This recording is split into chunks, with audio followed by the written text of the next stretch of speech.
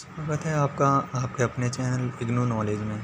तो आज हम पढ़ेंगे BSOG 171 इग्नू का जो विषय है उसके बारे में हम पढ़ना आज से स्टार्ट करेंगे। तो हम स्टार्ट करते हैं।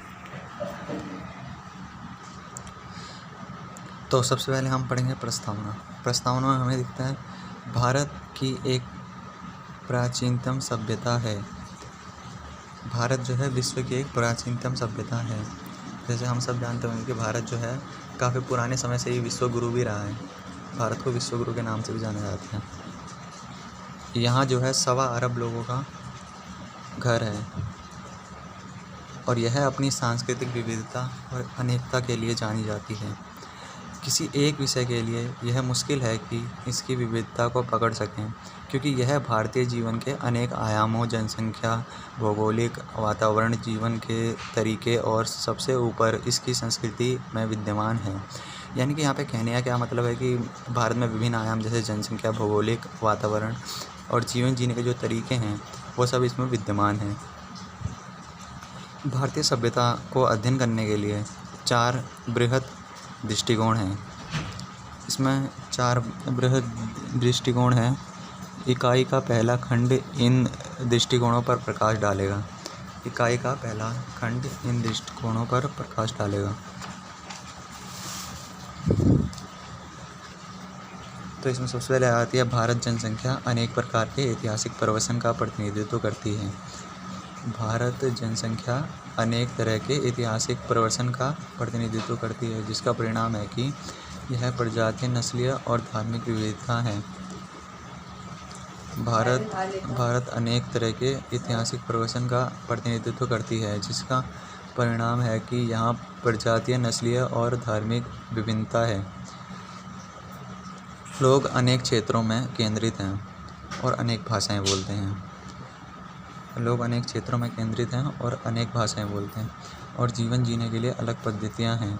यह उन्हें एक दूसरे से अलग करती है।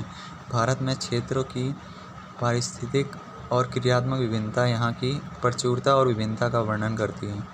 भारतीय सांस्कृतिक और ऐतिहासिक भूगोल पर विस्तार से बताएगा। ठीक है। तो भारतीय सभ्यता की सामाजिक संरचना और सांस्कृतिक विभिन्नता का परीक्षण किया गया है। भारतीय समाज के उद्विकास को समझने के लिए धार्मिक और सामाजिक राजनीतिक इतिहास को समझना आवश्यक है।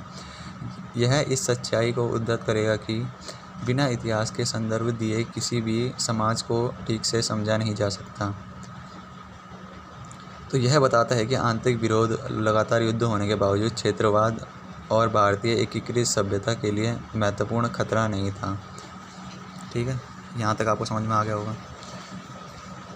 सभ्यता लैटिन जो शब्द है वो लैटिन शब्द सिविस से निकला है, जिसका मतलब होता है नागरिक या शहरवासी। इस तरह सभ्यता का वर्णन में ही जटिलता का रूप प्रकट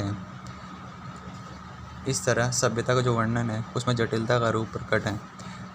शब्द का मतलब कुछ कृषि कार्य, व्यापार और कुछ नियोजित निवास स्थल, अनेक सांस्कृतिक, कला, धार्मिक और प्रशासनिक और राजनीतिक संरचना माना जाता है। सभ्यता मानव सामूहिकरण, समाज के सांस्कृतिक, भौतिक और अभौतिक वैचारिक लक्षणों और निश्चित राजनीति की एक जटिलता है। इस प्रकार सिंधु घाटी सभ्यता, इसके समाज का हम लोगों को शिल्पकृति और स्मारक से पता चलता है, वह सभ्यता मानी जाती है। भारत की एक प्राचीनतम और प्रचलित संस्कृति मानी जाती है, क्योंकि इसकी उत्पत्ति हड़प्पा सभ्यता में देखी गई है। जो हम भारतीय सभ्यता सबसे पहले देखने का प्रयास करते हैं तो हमें देखने को मिलती है हड़प्पा सभ्यता में। अब हड़प्पा सभ्यता हमें कैसे देखने को मिल रही है? वहाँ पे हमें स्मारक मिलते हैं और कई सारी प्राचीनतम वस्तुएं मिलती हैं, जिसके कारण हम वहाँ पे पता कर पाते हैं। यहाँ असंख्य विद्वतापूर्ण विवरण हैं, जिन्होंने भारतीय सभ्यता पर, इसके समाज और संस्कृति को समझने के लिए अनेक शोध प्रस्तुत किए हैं। ऐसा करने में ये कथन एक सभ्यता के रूप में भारत की विविधता और प्रचुरता का प्रमाण देते हैं।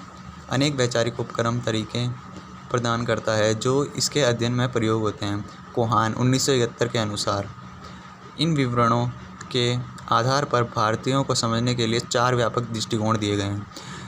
कोहान एक विद्वान हुए हैं, उन्होंने भारत की जो जनसंख्या है उसको समझने के लिए जो है 4 व्यापक दृष्टिकोण दिए हैं। अब वो कौन से दृष्टिकोण हैं? पहला है सूचीपत्र दृष्टिकोण, दूसरा है सांस्कृतिक मूलत्व दृष्टिकोण, तीसरा है सांस्कृतिक संचार का दृष्टिकोण और चौथा है भारत के को एक प्रकार के रूप में देखना। अभी हम आगे इनको विस्तृत से पढ़ेंगे। पहले आता है लक्षणों का सूचीपत्र बनाना।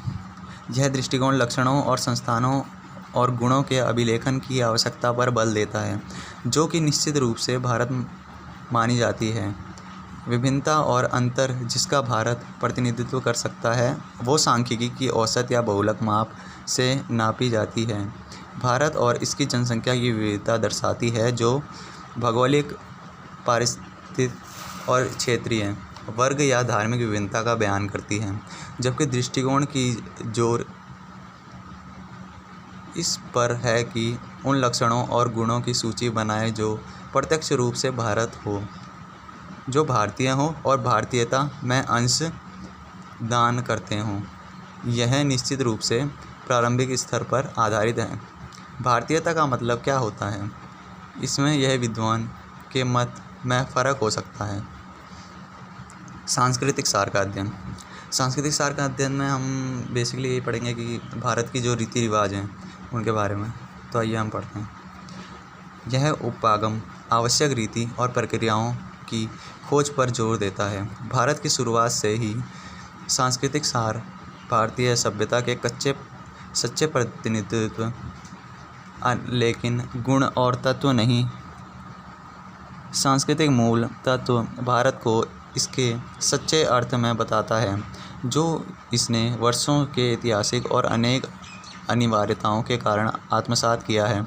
यह बताता है कि भारत को सांख्यिकीय रूप से नहीं नापा जा सकता, यद्यपि इसका सार विचार जैसा कि अनेकता में एकता, सहिष्णुता और भाईचारा धार्मिक और ईश्वर के आदर के रूप में समझा जा सकता है। लोक चरित्र का विचार आवश्यक रूप से अमूर्त है।